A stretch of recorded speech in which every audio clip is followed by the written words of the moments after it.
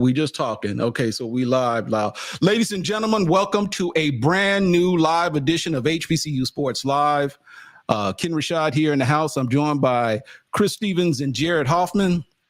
Kendrick Marshall, I wish I could tell you was on assignment because it would make us sound like really good and really legit, but he's on vacation somewhere in the Caribbean. He abandoned us, basically. Yes. And so we're left to do his job, which he does very well. But Kendrick, brother, you are missed, just so you know. Okay. So, gentlemen, we are not going to delay. We're not going to hesitate. Obviously, the news of the day or the news of the moment or the news that's just kind of like been sucking the airways in this HBCU space is the recent announcement of Donte Jackson, former Grambling head coach, being named the new head coach at Alabama A&M.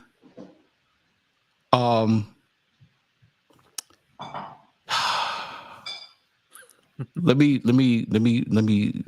get this right. Okay. So as far as I'm concerned, I can't sit up here and tell you that this came as a surprise because, as a matter of fact, there was a ton of speculation immediately following Alabama A&M's exit from the SWAC tournament.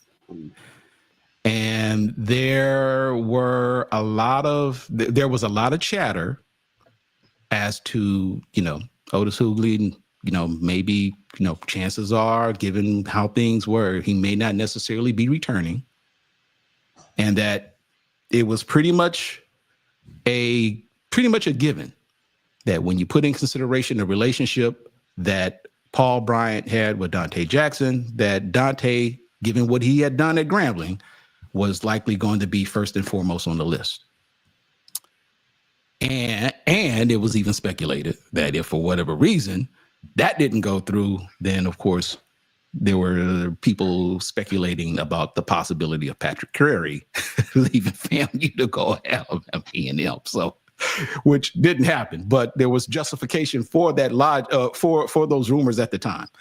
So anyway, gentlemen, I don't think this comes as a surprise to anyone, but I am interested to know what your initial thoughts are with Jackson, who is now with Alabama A&M, signing on with his old boss, his current boss, Paul Jackson. Chris Stevens, I'll start with you. Well, this is an interesting twist because this is the third time that Paul Bryant has hired Donte Jackson to coach a men's basketball program. Hired him at Stillman, hired him at Grambling, and now at A&M. And if there's anything that Alabama A&M has to look forward to, is success. Donte Jackson took Stillman to the Division II tournament in their last year in 2016 before they moved to NAIA, and they would have made the NAIA tournament in 2017 if they were not a probationary member. You can't be if you're a probationary member moving up or moving to any arm of college athletics, you're ineligible for the tournament. But that 2017 Stillman team might have been better than the 2016 team. And then of course he goes on to Grambling. They win the SWAC regular season championship his first year.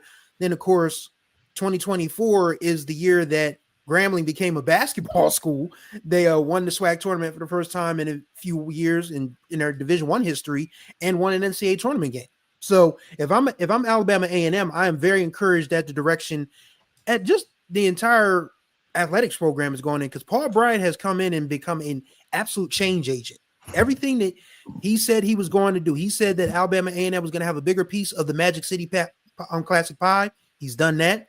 He's hired a women's basketball coach in Dawn Thornton that has led them to their best season in their Division I history. He's got Sam Shade coming in to replace Connell Maynor, and now he's got Donte Jackson. So if I'm Alabama A&M, I'm starting to think about a statue for Paul Bryant at some point in time because he has done wonderful work for that university. But as far as Donte Jackson goes, I think it's very noble. It's important to note that he's been a head coach 15 years, and every one of those 15 years he has spent at an HBCU. He hasn't gone anywhere else. He had an option to go somewhere else. I mean, Detroit Mercy, of course, was willing to put a bag out for him, but he was like, nah, I'm good where I am. And for him to be an HBCU guy, he graduated from Central State. He spent 7 years an assistant there, was head coach there for 4 years before he took over the Stillman job. it seems like that he's a guy that's true to the HBCU mission of molding young men into not just good athletes, but good human beings. And you need to hold on to a guy like that for as long as possible. So kudos to Paul Bryant for the hire, and kudos to Donte Jackson for staying the course and staying true to the mission of black colleges. Jared, your thoughts? Yeah, I just want to echo that point that Chris made about the HBCU lifers. We really got to respect those, put some respect on those guys, because it's not too many of those around anymore, you know, and that's no disrespect to the guys that took jobs at the Power 4 level or the Group of 5 level. Like, they absolutely deserve those opportunities. Guys like Larry Vickers absolutely deserve the opportunity he got. And so I just want to say that, but like, we got to respect our HBCU lifers. Guys like Donte Jackson on the football side, we got to put respect on guys like Damon Wilson, who is committed to making HBCU great the way that they are, you know. But as far as Donte Jackson being hired by Alabama A&M is just making moves, and it's only a matter of time before they continue to stock that trophy case with SWAC championships, you know, with the moves that they're making. I know that Sam Shade is going to work with this squad in spring training, and they're going to be ready to come this fall to, you know, make Alabama A&M competitive once again. And I know Donte Jackson is going to go to work like he did at Grambling, like he did at Stillman. You know, I just love the moves that Paul Bryant is making. You know, he's putting Alabama A&M in position to continue to win. You know, and you can only admire what he has done in continuing to just build up his name. And I wouldn't be surprised if people are looking for him at the bigger schools. You know, it would not surprise me if 2 or 3 years down the line we find out that he has gotten offers from the ACC or Big 12, Big 10, because he is absolutely deserving. The stuff that he has done is remarkable, and this is just another example of the work that he has done. Yeah, Paul Bryant has become quite the disruptor since he landed at A&M. Poaching coaches left and right from neighboring conference institutions. You know, he got Don Thornton. You know, and you see the buzz that's come along with that. And, you know, we've seen the improvement with that program just in this past year and the impact that she's had with the women's basketball program. Donte Jackson comes in. We see we're talking about it right now. And then, of course, with the hire of the football coach, when you put also in consideration the improvements that A&M has made on their campus, especially that basketball facility, I've not seen it in person, but I've heard nothing but tremendous things about it. So, you know, needless to say, A&M is certainly on the come up, and it obviously remains to be seen what we can expect from them going forward in the years to come. But I want to take just a deeper dive with this hire and Donte Jackson being named the new head coach at Alabama A&M, because apparently I didn't have time to get the video. But there's been an awful lot of speculation. And if for whatever reason, I guess it's just inherent. I guess it's just within our DNA for people to just automatically assume that there's got to be some sort of a damn scandal, you know. And it really speaks. And I don't care who's offended by this, but I think to a certain degree, it kind of speaks to the intellect of some of you. Some of you are so damn simple-minded, it's ridiculous. Some of you are simple-minded. And when you put in the common sense in all of this, some of you are just stuck on trying to make this some sort of a damn controversy or a scandal when you have no proof to indicate that it is. You know, so let's kind of look at Coach Jackson's resume, because I'm here to tell you now, you know, Fred Hobdy, who is, you know, a Grambling legend, the greatest coach in the history of Grambling basketball, in 8 years. Listen to me here. In the 8 years that Coach Jackson was at Grambling, He is the second winningest coach in Grambling's history in 8 years. So for Grambling being the football institution that it's known for, historically speaking, that just goes to show just how impactful Donte Jackson's time at Grambling was. So I'm putting this here for a reason, because I'm going somewhere. 263 and 185 in 15 seasons as a head coach. Named SWAC Coach of the Year 3 times. Won 3 SWAC regular season championships in the time that he was there. Named Ben Jobe Award winner 2 times. Not to mention that he was named HBCU Sports' men's basketball coach of the year last year, probably the more prominent of all of these damn accomplishments. And then, of course, they won the SWAC tournament last year. And in addition to that, went to the tournament and won an NCAA basketball tournament, the first ever. And yet there are some simple-minded ass people on these interwebs, in the internet, in this space, who are so, I'm not going to say that because I know Miss Kathy is watching. Let's be politically correct. That's right. But there are some people here who are just insistent on making this something that it really isn't. So you see the man's body of work, but because during the, and I should have, like I said, didn't have time to pull up the other, but you know, Coach Jackson doing the press conference yesterday said, something along the lines, you know, that the administration matters. And for whatever reason, after 8 years at Grambling, some people automatically took that as a shot at Grambling's administration or the AD or whatever the case may be. And I mean, come on, man.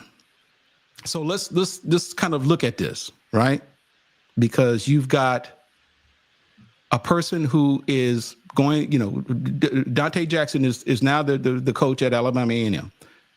You guys know who is the athletic director right now at Alabama A&M? Paul Bryant. Paul Bryant.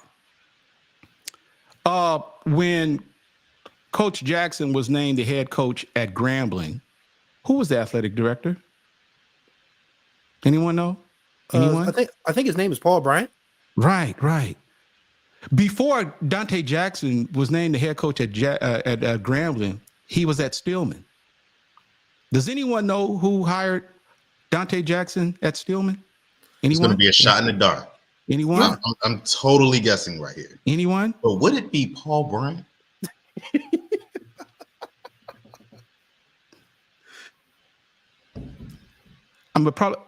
No shit. Clutching my pearls. You mean to tell me Paul Bryant hired Donte Jackson at Stillman and then at Grambling and now to Alabama A&M? And because the man makes the comment that this is all about the administration, when in fact Paul Bryant was the athletic director and administrator at all of the institutions that we just mentioned. Some way, somehow, some of you simple-minded ass people want to try to make this to be something more than it isn't. Exactly right, Stephen. Relationships matter. And I'm gonna just put it like this: there are some simple-minded folks here, you know, in the space, but I'm primarily, it's just so because you guys always get.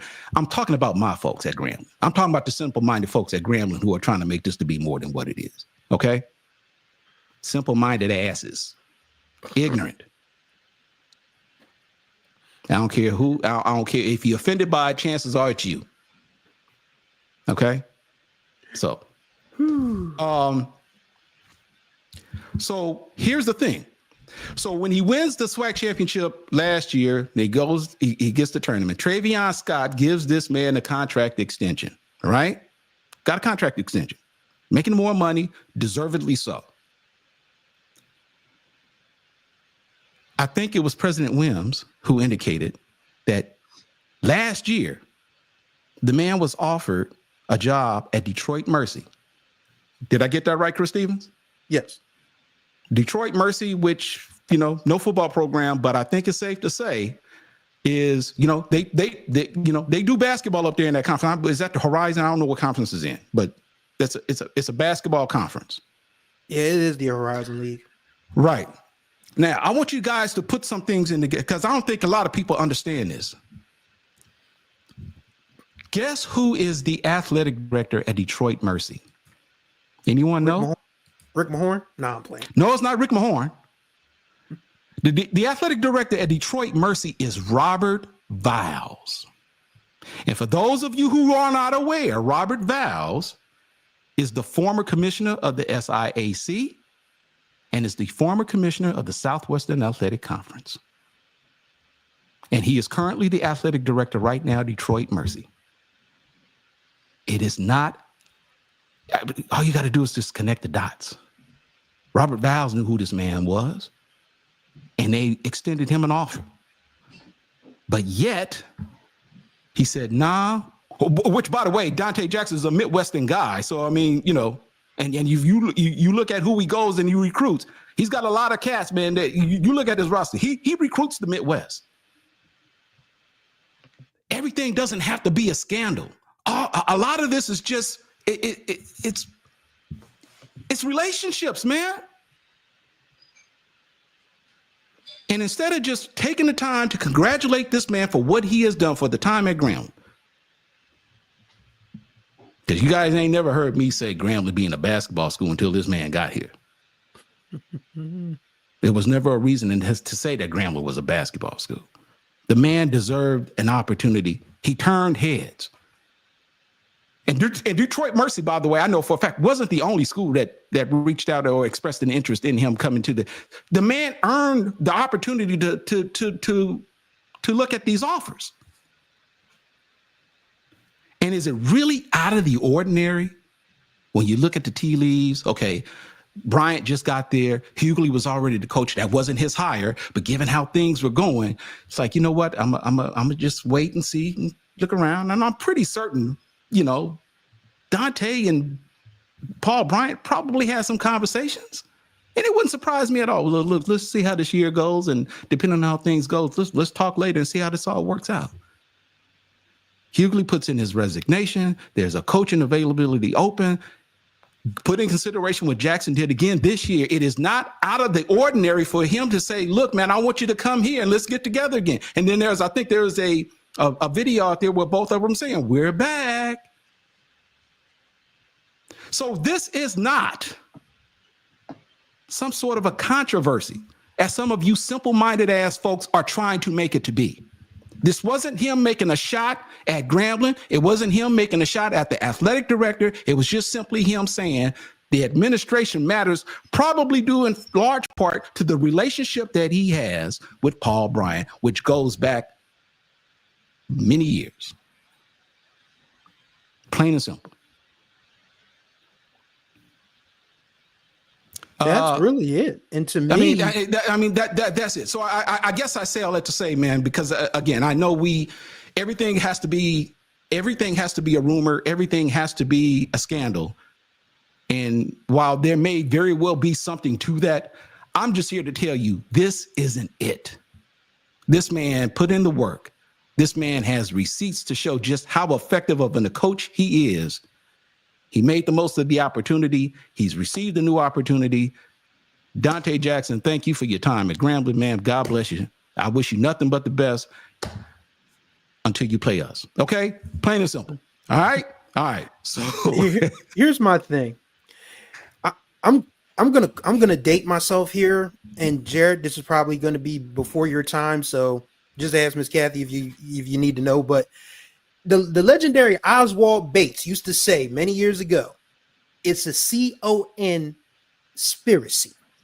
There is no C-O-N-spiracy when it comes to this. When you work as long as you do in certain spaces and you have a good relationship with people, yeah, y'all are going to look out for each other. And it feels like Donte Jackson and Paul Bryant, they're not, athletic director and coach. They feel more like brothers, to be honest. So if my brother says, all right, I see what you're doing at where we used to work. It's cool that you're doing that there. But this dude I got here ain't cutting it, and he ain't my choice. So if he's out, I'm going to give you a call.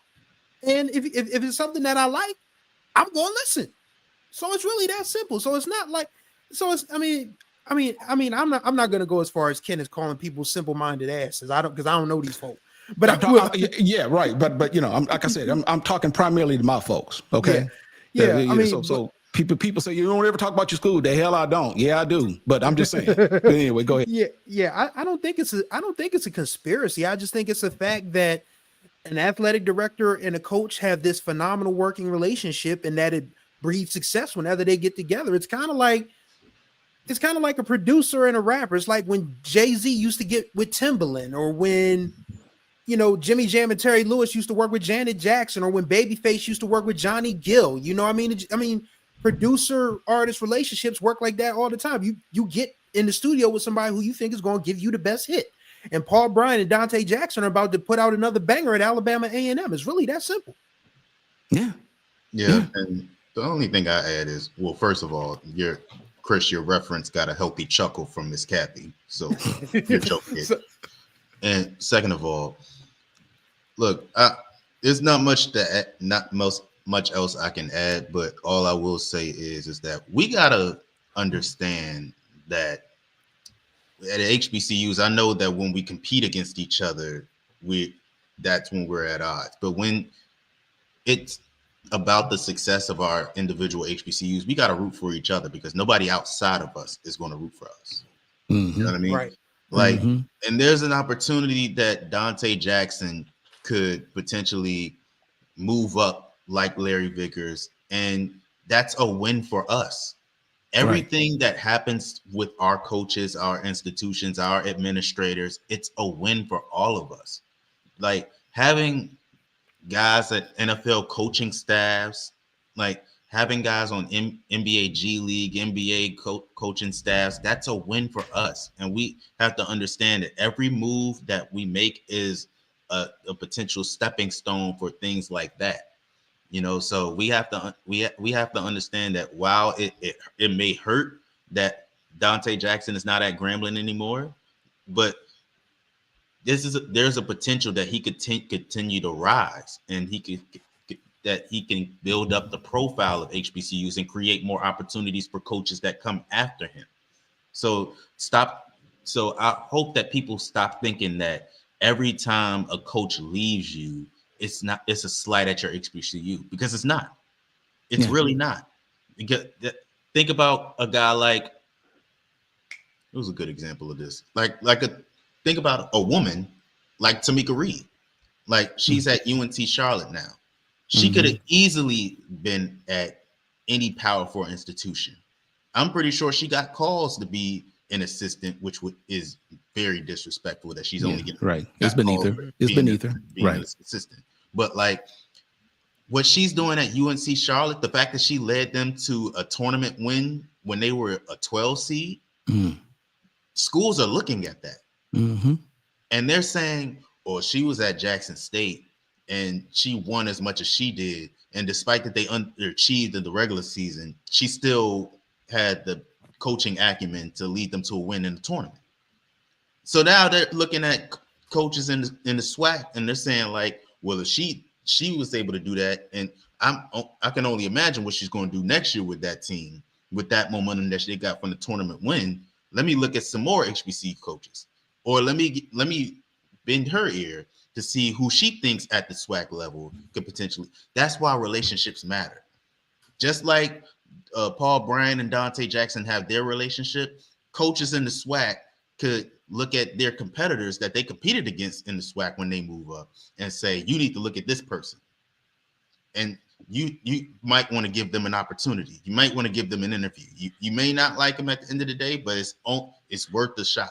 Right. You know what I'm saying? So it's not a slight at our HBCUs. Everything that happens for us is building us up. And that's all I wanted to add. Yeah. Couple of comments I want to put. Stephen Campbell, this happens in the SEC all the time, and nobody makes a big deal. This is a lot to do with nothing. Absolutely correct. Edwin Moore said that coaches are hired and then they leave or they are fired. It is the life of coaches, both head coaches and assistants. Absolutely correct.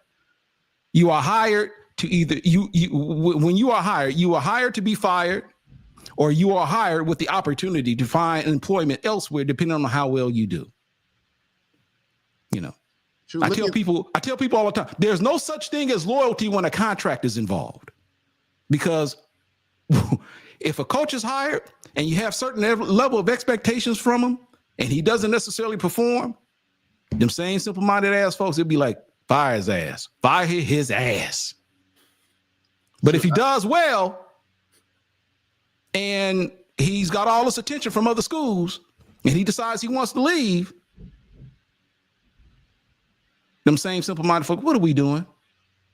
How come y'all didn't match that offer? How come y'all ain't match that offer? When it's just business. Sometimes it has happened. I'm not saying that the things don't happen. When you're dealing with people on the individual level, I'm sure that there may be friction, but sometimes, man, you just got to kind of look at the bigger picture. And last point before we go on to the next thing about Coach Jackson. I think there's something to be said that this man, as an HBCU graduate, who has pretty much coached his entire career at an HBCU, who has obviously been given offers to coach at PWIs, I think there's something to be said for the fact that this man is committed to HBCU basketball, and it is shown through his actions by leaving Grambling to go coach at another HBCU when he had an opportunity to probably make a hell of a lot more money playing or coaching at a PWI, which in and of itself is not a problem. I'm just saying, because it's actually something that we embrace, because we all know, regardless of the sport, whether it be football, basketball, even baseball, that there are a number of more than competent HBCU coaches who don't get the opportunity to coach at those higher levels, which I'm sure some of them probably aspire to do. But I just think that there's something to be said for Coach. I'm not saying that he's against it, but I just think that there's something to be said that this man has been able to establish himself as a more than competent coach, being able to do it consistently at the HBCU level. So, all right. So we'll go on to the next topic, and this is something that is worthy of discussion, which is the HBCUAC making moves once again. And it was recently announced, I believe it was this week, that Paul Quinn out of Dallas, Texas, and Houston Tillotson out of Austin, Texas, have accepted invites to become members of the HBCUAC. And I think, Chris, you did this story. So provide us some details as to this new look of the HBCUAC.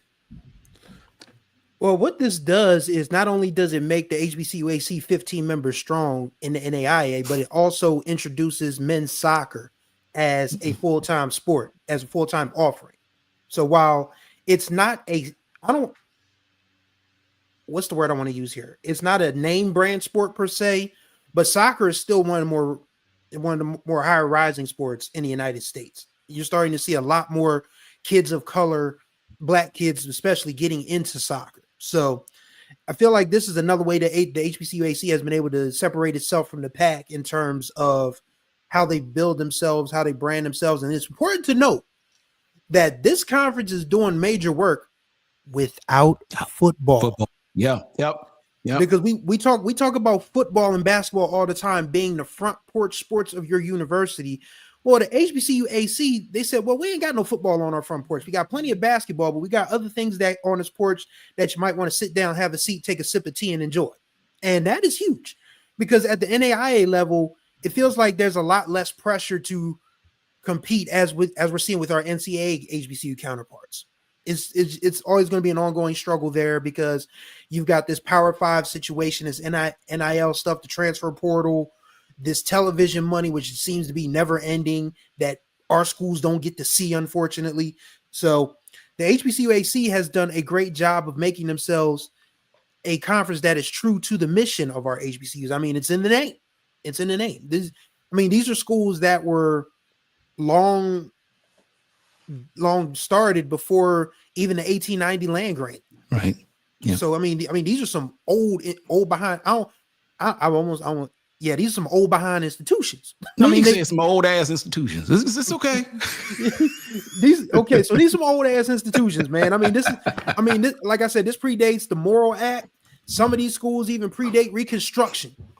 And for them to be able to still be relevant, still be solvent, and still be true to the mission of HBCUs, which is educating our youth, and still be able to put together some solid sports programs. Dr. Barnes, I mean, you know, the rest of y'all commissioners, man, y'all got some work to do.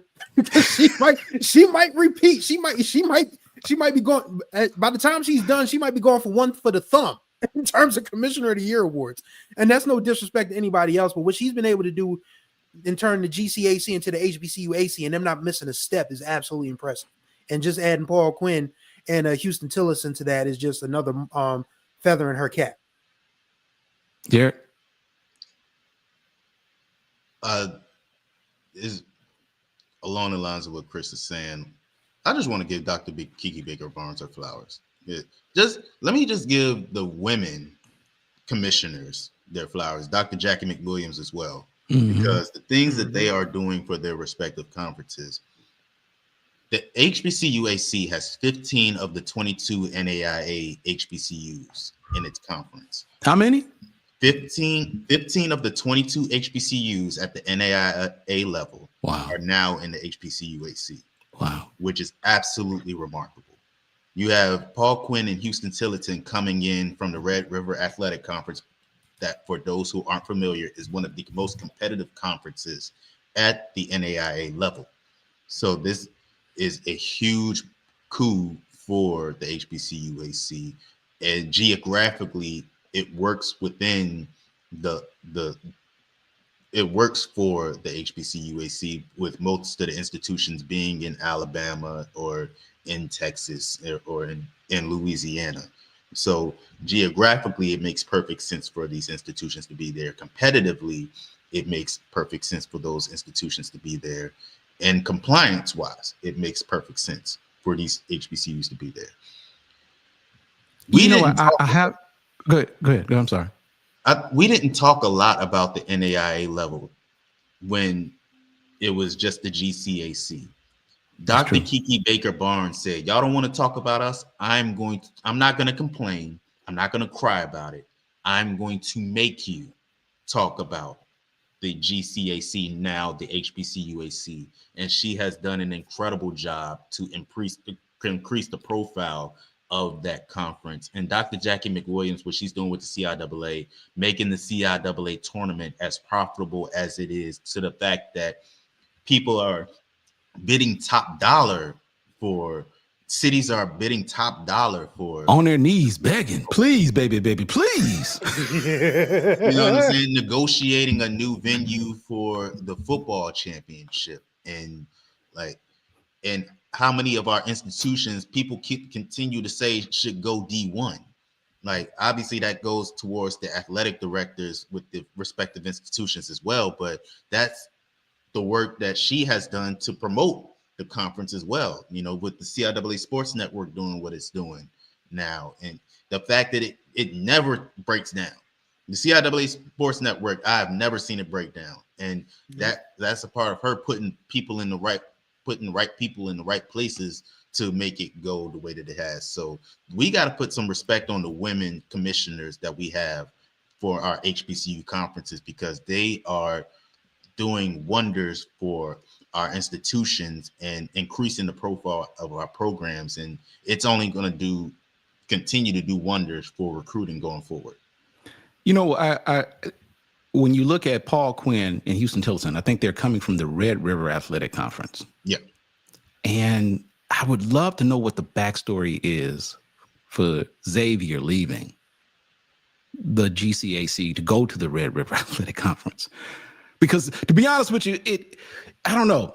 When you look at the geographic footprint of the HBCUAC, in which Xavier was a part of that, it just doesn't seem right when you put in consideration that natural rivalry that Dillard and Xavier has, you know, but because it was also within the conference, something about them not being there just still doesn't seem right to me. And, you know, so the fact that Paul Quinn and Houston Tillotson are now leaving the Red River Athletic Conference, and, you know, going to the HBCUAC is pretty remarkable. So, Texas College is another school that's also in the Red River Athletic, still in the Red River Athletic Conference. Yeah. I'm curious as to what Edwin, because there's at least one HBCU that has yet to come that she has wanted since she became commissioner. I wonder who's that Edwin? Could it be Mississippi Valley State? I'm playing. I don't want people to think we taking shots at Valley, man. I mean, I love them folks. You did. I'm sorry. I had to do it, but I want them to succeed in any way possible. I don't care what that looks like. I mean, the only problem is they would be the only football school, but yeah. I need to get some sort of an audio clip that says something of referee saying something along the lines, personal foul, unnecessary roughness. He's giving them the business down there. Dang, Chris. Okay, so Edwin says it is Xavier. Okay. Yeah. I'm just saying, man. Again, geographically, it makes perfect sense. And even Texas College, I feel like would make sense, and it would bring a football program who could be who would probably be associate member of another conference, because HBCUAC doesn't have football, but it would make perfect sense. Unfortunately, other schools at the NAIA level. Langston doesn't really make much sense geographically because it's in Oklahoma. Harris-Stowe State is in Missouri, so I'm not sure how feasible that really is for them to be able to be in the HBCUAC. Florida Memorial, I think there's a way that they can make that work, but I'm not sure. I feel like Florida Memorial is probably comfortable where they're at, but I would not be surprised if they start making overtures to Texas College and Zula saying, come join the party. Well, you know what? Florida Memorial probably wouldn't be a stretch when you put in consideration that the University UVI is a member of the HBCU. So it makes sense. Yeah, that's not out of the realm of possibility when you put in consideration that UVI is a member of the conference as well. Oh yeah, Edwin also made the point. Jarvis Christian too. Jarvis Christian also makes right there in Hawkins, Texas. Yeah. So that would be 19 of the 22 HBCUs. That would be absolutely that would truly be a mega conference, man. And that's what a lot of people are saying that we should do at the Division I, Division II level. She is doing at the NAIA level, and it makes logical sense. And it's only going to serve for that conference to continue to increase its profile to the point that, I don't know, maybe we start looking at it like a Division II. Not saying that they would move up to Division II. I'm not saying that, but we could look at that and say they might be running better than most Division II conferences at this point in time. Yeah. So Edwin, just real correction. I don't know if it's so you said don't be surprised if Texas College, Wiley, and Jarvis don't eventually join. Texas College is already Texas University. Wiley University is already a member. Yeah, Wiley's already there. Yeah, is already a member. But Jarvis Christian and Texas College are not. But I got to get in the habit of putting some respect on the name. Wiley University. Yeah, shout out to Wiley University. When I did a press conference with them, they made sure to correct me when I They be sending me email. We be putting stuff up and it's like, hey, it's Wiley University. I'm like, okay, damn it, that's right. Okay, we'll make the correction. And to Wiley University, do it every single time. I know that's right. Hold us accountable. Exactly right. I know that's right. Absolutely proud of that. Yeah, I think it's important that we do, because we talk about this a lot, that there are, as it stands right now, there are still 107 HBCUs that are still in service. I think St. Aug's is hanging on by a thread, but they're still with us. So that's 107. So, people think of HBCUs, they think of the bigger name brands because that's how they position themselves. Like when you think of Howard, when you think of Morehouse, when you think of Clark, Spelman, Hampton, A&T, Grambling, Southern, Bowie State, Delaware State. Yes, we're going to big up our universities on this program, and nobody's going to check us either. But, we got to start thinking about our smaller brothers and sisters like Fisk, like Tougaloo, Talladega, everybody in the HBCUAC pretty much. And yes, even Virginia University of Lynchburg, yes. So we got to mention them too. They're an HBCU. Hook or crook, they're an HBCU. So we have 107 of them, and we need to do a better job of, putting all of them in the space to be seen. And whether it's good news or bad news, hopefully more for the good, that we continue to big up our institutions. Because as you can see with the Orange Demon and his musty cohort, our schools are in danger. And we got to do a better job of making sure that people know that our schools exist, whether they're big or small, and that they all have the same mission of making sure that Black kids at least have somewhat of a fair opportunity against, everyone else. Before we go to our off topic, this is we hadn't done this in a while.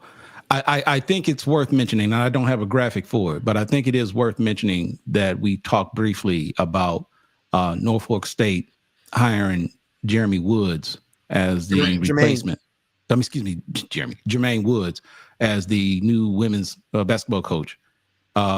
Jared, you I believe wrote that story. What are we to take away from that? Incredible hire. This is somebody that has a extensive track record. He's a Norfolk State alum. He is somebody that has coached at the Power 4 level at Virginia Tech.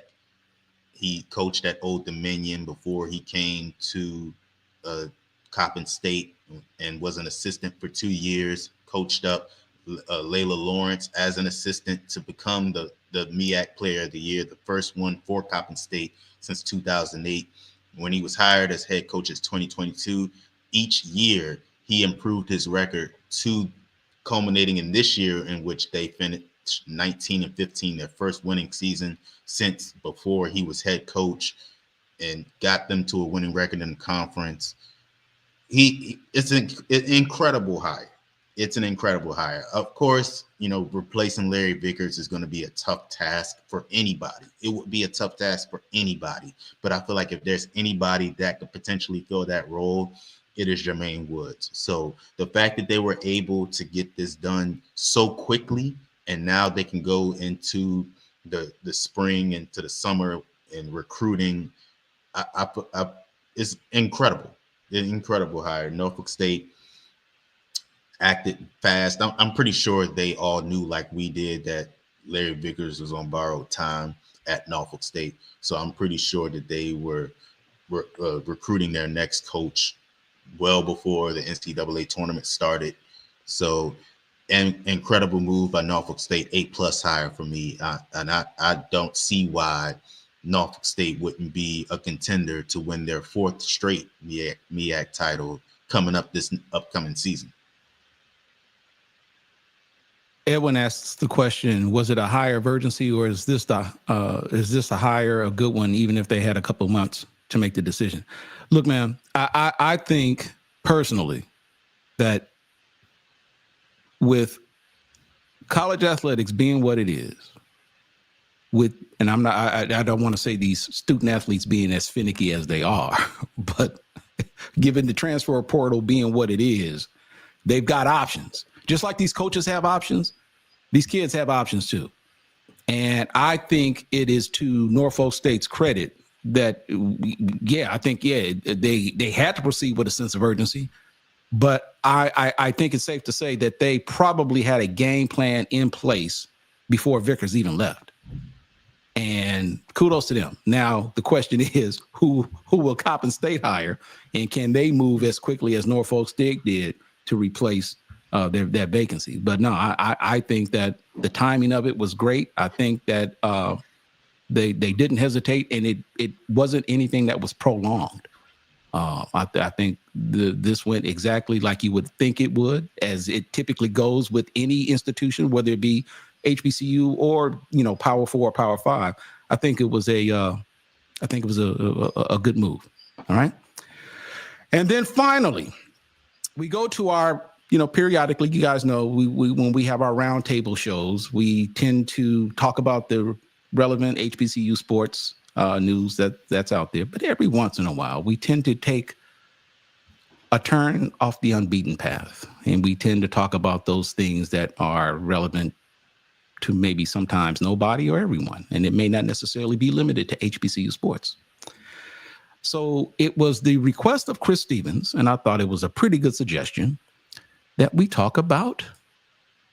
We talk about that. that we talk about. There we go.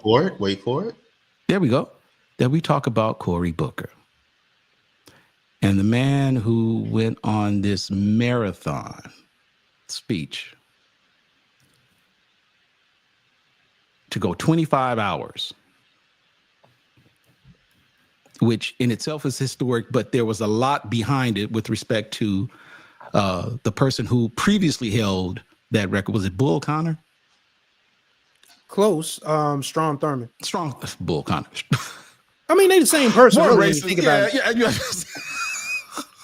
You got Thurman. There you go. Right. There you go. See, there you go. But Chris, you were anxious to bring this up.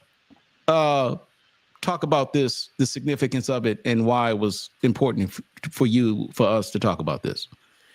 Well, from a political standpoint, really quickly, Cory Booker broke the record by, of course, the aforementioned Strom Thurmond, who did this in 1957 for 24 hours and 18 minutes against civil rights. And he didn't even make any points. He was just reading from the dictionary. So, I mean, it's funny. I mean, because, you know, we already talk about how white folks think they're more superior, but really inferiority complex. So I guess Strom had to learn to read sometime. So why not learn how to read on the house floor? So he's looking up words he probably never saw before because he's dumb as a box of rocks anyway. But for Cory Booker to do this, and people are going to say this is symbolic, that it doesn't really have any meaning.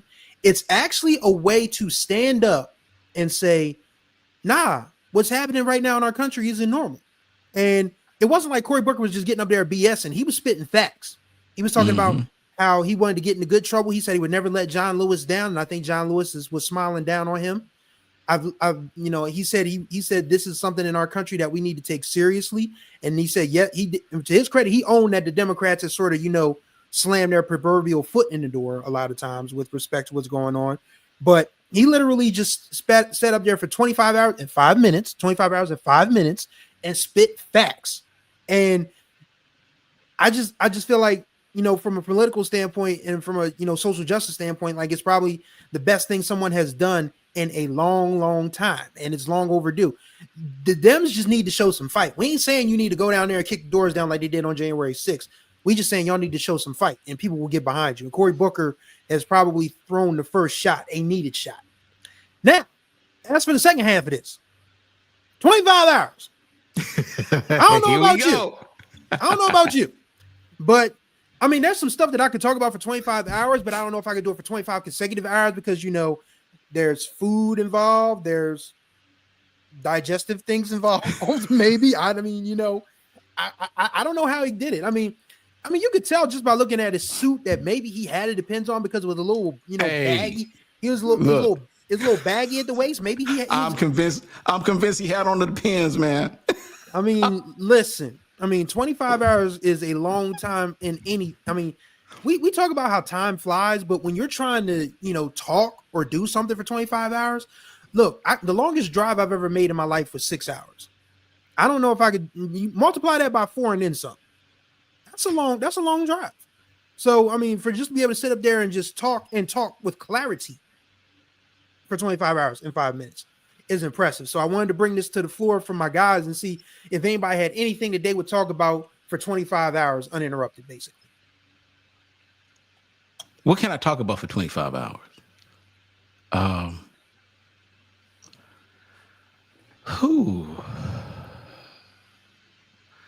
guess I could talk about, you know what? I'm going to defer to Jared. I need to think about that because I was about to say something real ill, and I don't think it was necessary for me to say. But at that point, you might as well have just said it because we all knew what you were trying to say. No, I was gonna. It wasn't anything bad. It was nothing, I was just gonna say that I could probably talk about simple-minded ass folks for 25 hours. But like I said, it wasn't necessary. But that's why I said I defer to you, and I can think of something else that I could really talk about for 25 hours. I can talk about, you know what? I could talk about making money for 25 hours. Now I can talk about making money for 25 hours. We can talk about making some money, especially for a person who ain't got no money. I can talk about making some money for 25 hours. This is also a reminder, ladies and gentlemen, you might want to subscribe to Ken Rashad's YouTube channel where he talks about personal finance and entrepreneurship and all of that Oh, good I stuff. wouldn't even go in there. I wouldn't go in there. I'm a subscriber. I've learned a lot, and you will too. Jared, you got any thoughts on this, man? What can you talk about for 25 hours? 25 straight hours? Nothing. As short as my attention span is, I barely be making it through 3 hours, let alone 25 in 5 minutes. Like that's I mean, but like if there's something that I'm passionate about that I could potentially talk about for 25 straight hours other than sports, probably food. Probably talk about food for 25 straight hours. That's a worthwhile conversation. The first 3 hours will be about how French toast has no reason being in the discussion with waffles and pancakes. I don't know why y'all think that French toast belongs with waffles and pancakes. Like, see, I was about to go on a rant, but Actually, no. I think it does. I think there's a correlation there. No. You gotta have the right. You gotta have the right bread. That's the key. And that's the problem. People don't know how to make French toast right. Yeah. For it to be in the discussion with waffles and pancakes. Waffles and pancakes are so much more precise than French toast is. French toast, you probably have a good French toast every 20 times you would eat it. Waffles, you'll probably have one bad waffle every 2 times you eat it. Like, it's more accurate to me than French toast. Or waffles is the best out of all of them. Everybody knows that. Everybody knows that. Waffles are better than pancakes and French toast. It's easy. You can do a lot more with waffles. You really can. So much more with waffles. See, here we go. We about to go on 25 hours and 5 minutes about waffles and pancakes. But food in general is something that I could maybe talk about for 25. Crime movies. I could talk about crime TV shows and all that for 25 straight hours. It's not even the crime part that I'm interested in. It's more about the investigation and how the mind of criminals is like, it really fascinates me. You'd be surprised how many criminals are stupid. You know? No, I wouldn't be. No, because there's a lot of smart ones. And I don't want to give them credit because they're jerks at the end of the day. But there's a lot of criminals that think logically more than you think. But there is a lot of idiots. And that it's really fascinating to me to watch shows like First 48, Forensic Files, True Crime, watching movies like Heat, Goodfellas, The Godfather, obviously, watching shows like The Sopranos, and even like watching like jail documentaries or jail shows like Oz or Orange is the New Black, or what was that show that was on Fox? There's Prison a movie. Break. There's a movie that's out right now that's about a criminal called the Orange Orangutan, and you know that's an ongoing movie right now. So you know, you talk about criminals. You got criminals who can become president of the United States. Mm-hmm. I'm just saying. So you're right. There are some smart criminals and there are some dumb ones, but you know, you're absolutely right. An orange orangutan has a right-hand man that looks like the same consistency as an unbaked chicken. So, you know, there you have it. So, you know, but real quick, back to the point with Cory Booker, because, and not that I went out of my way, I just happened to be on YouTube, minding my own business, and I happened to see this video clip of Chris Cuomo and Bill O'Reilly. And I didn't watch the whole thing, but I was just kind of curious to see what they would say about this and kind of see what their position would be about Cory Booker. And not surprisingly, Bill O'Reilly took the position that, and his words were, well, no one really knows who Cory Booker is, which is a lie. Absolute lie. People know who Cory Booker is if you follow politics. People know who Cory Booker is. But you know, he was basically trying to imply that, you know, that this is nothing more than a publicity stunt and that he's only doing it because he has, the aspirations of becoming, you know, run for president. I just kind of want to know what you guys think about that. I mean, is this someone who's just doing this just for the hell of it? I don't see that. I mean, he already ran. So I mean, if you run and lose, it's very rarely that you come back and win. I think only Nixon's done it. Of course, Joe did it, Joe Biden, and the idiot that's back in office now. But Orange Julius, yeah, Mm-hmm. but I think the only way. I mean, I just don't see Cory Booker as someone that's just grandstanding for likes, as it were, for clout. I think this is a dude who literally sees that this is the final chance he could possibly have to save any modicum of decency that this country has left. And he was going to take it. And I don't begrudge him for that at all. I mean, it might fall on deaf ears on that side of the aisle, but again, that's the point of it, because they really don't care. But for those and people in Cory Booker's camp who still want to fight, this probably motivated a lot of people. You've got people like Cory Booker, you've got respectfully Jasmine Crockett and rep Alexandria Ocasio-Cortez. Like, you got people that are willing to fight. You got people that are willing to fight. They just need more people like them. And Cory Booker sitting up there for 25 hours with probably a lot of stuff in his drawers was like, this has to be a lightning rod for somebody. Somebody has to look at this and say, yo, if this dude cannot take a bathroom break and say, I'm gonna stand up here with a pair of pants full of God knows what, because I love this country. And then people can say, all right, let's go to the bathroom and get to work. It's really that simple. Yeah, and just to highlight the point that Chris made about falling on deaf ears. Unfortunately, it probably fell on deaf ears among us as well. Mm-hmm. Because correct me if I'm wrong, but I don't think that this was really promoted much. No, it wasn't on any of the major news networks. It wasn't. Yeah. So the only time it became so as he was approaching the record, CNN, and I literally monitor this just among the three when he was getting to the point of breaking that record. CNN went in and out. MSNBC, they pretty much, probably within the last 30 minutes, with 30 minutes with them breaking the record, they pretty much stayed with them consistently. Fox, nah, they completely talk about it.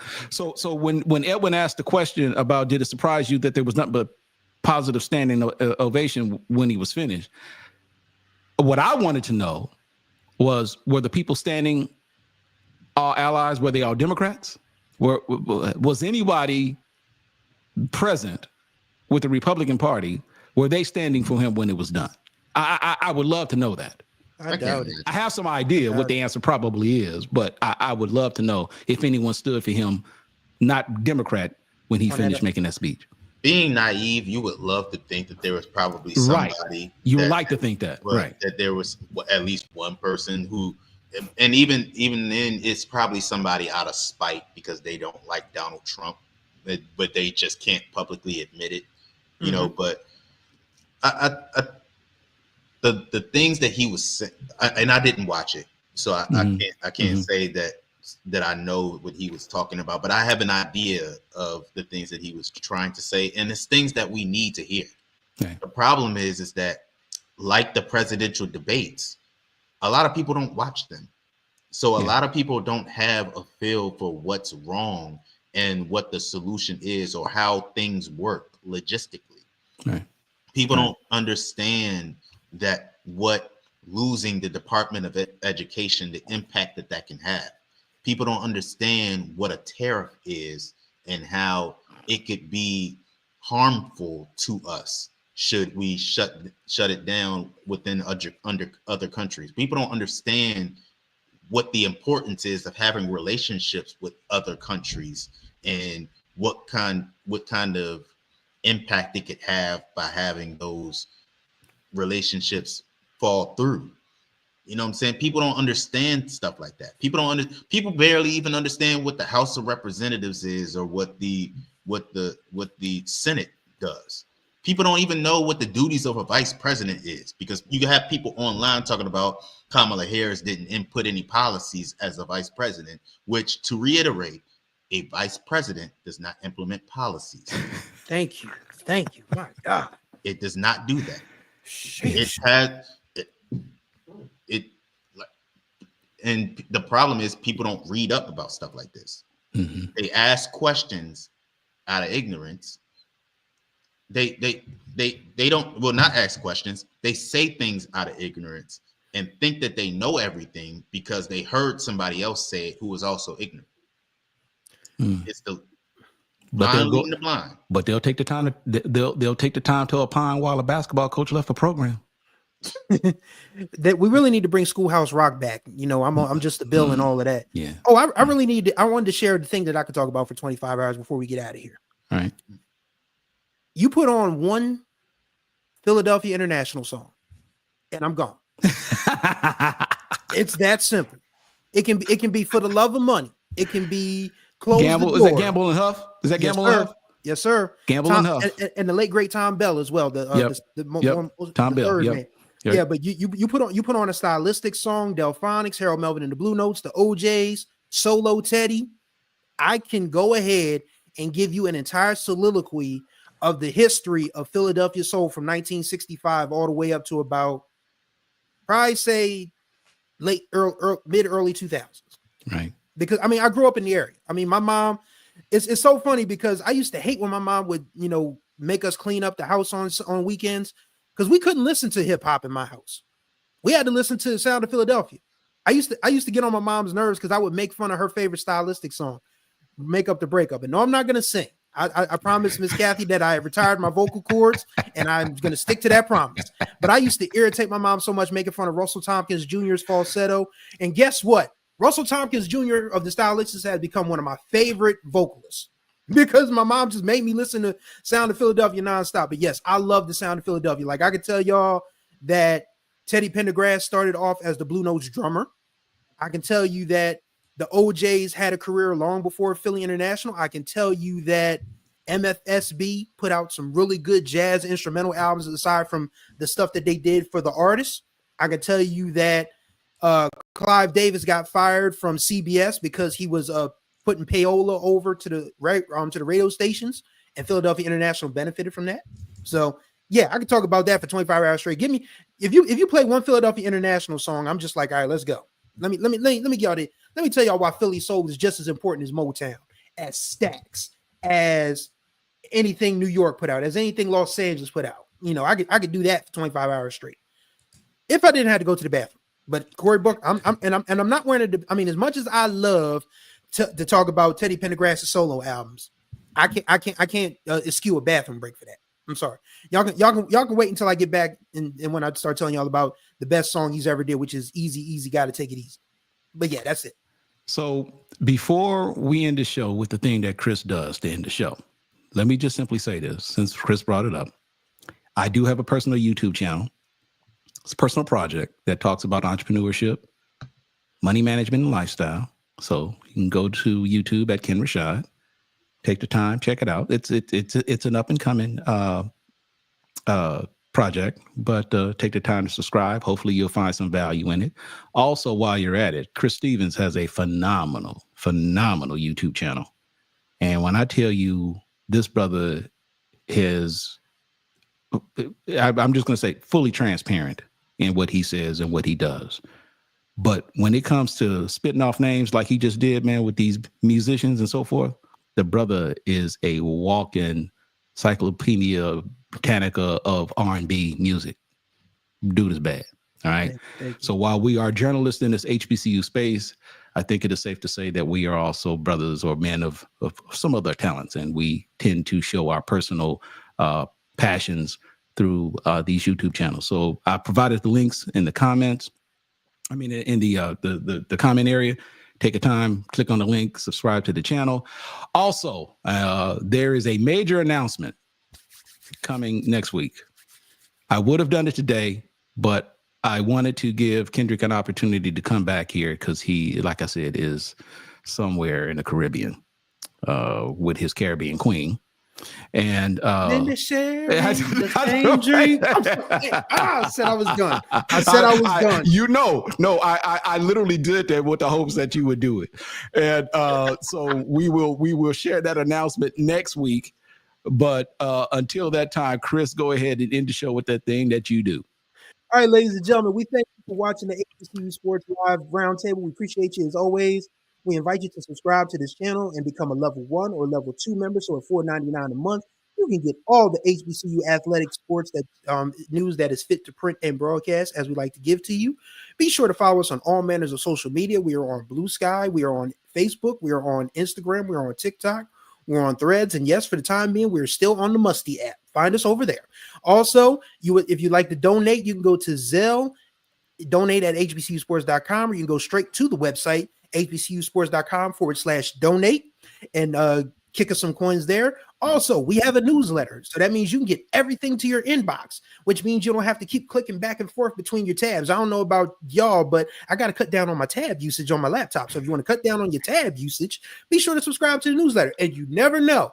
One of these days, we might do a show and Ken Rashad says the next person that subscribes, you will get an HBCU t-shirt. You never know. Won't be today. It won't be today. It might be another day, but you never know. But we thank y'all for watching the Roundtable. We appreciate you. For Ken Rashad and for Jared Hoffman, I'm Chris Stevens. Until the next time we speak, y'all take care of yourselves and each other.